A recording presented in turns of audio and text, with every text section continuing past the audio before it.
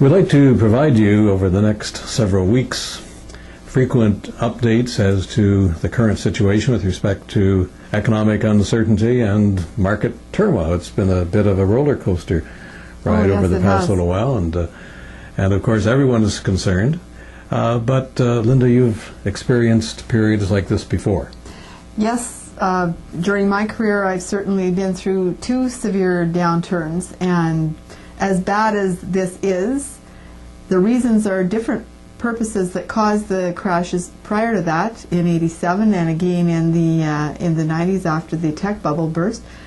But things do rectify. They usually take a good 6 months to a year before you will see truly settled waters. But it's best to keep a cool head and be patient, because those people who are the ones that will not wind up actually realizing losses that will have a huge negative impact on their retirement. Now, people, of course, are concerned because their investments have shown what amounts to, I guess you'd call it, a paper loss, not an actual loss. Yes. It's really difficult to open those envelopes and see your statements with the value now dropped way down.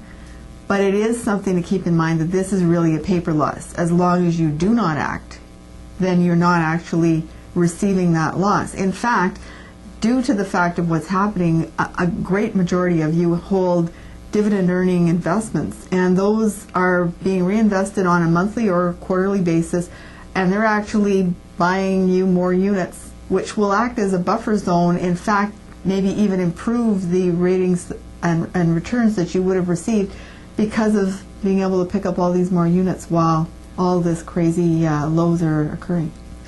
Well, of course, the media hasn't helped out too much. They do act rather hysterical at times. We've had the opportunity in Regina and here in Sudbury to hear some experts in their field, in the investment field, and we have more people that we'll be talking to within the next week or so, and hopefully we'll be back with another feature to bring folks up to date as to what people on the inside, those who are actually closer to the action, feel what's going on, and yes. to make predictions as well. Yes, certainly a couple of the people that we've talked to had a few insights that were quite interesting. One of the gentlemen who focuses on international, especially in the Eastern world, was giving us information about how many people were leaving the farms and the rice paddies in China and flocking to the cities at a rate of approximately 40,000 people a day.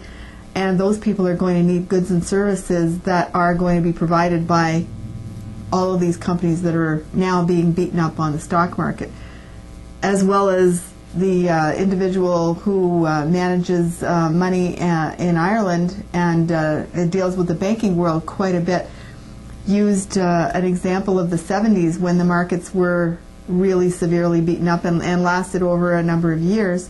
However, when they corrected, that happened within a 2-week period, and the rise was 78%.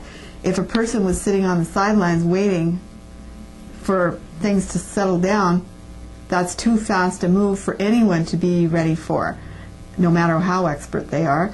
And 78% change would be something that you'd probably not live through your lifetime to recover.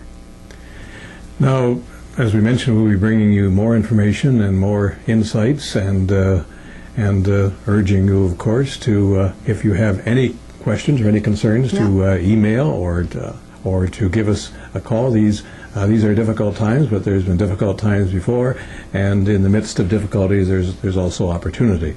So, as I said, call us or email us, and stay tuned for more emails and more comments as we go forward. Thanks.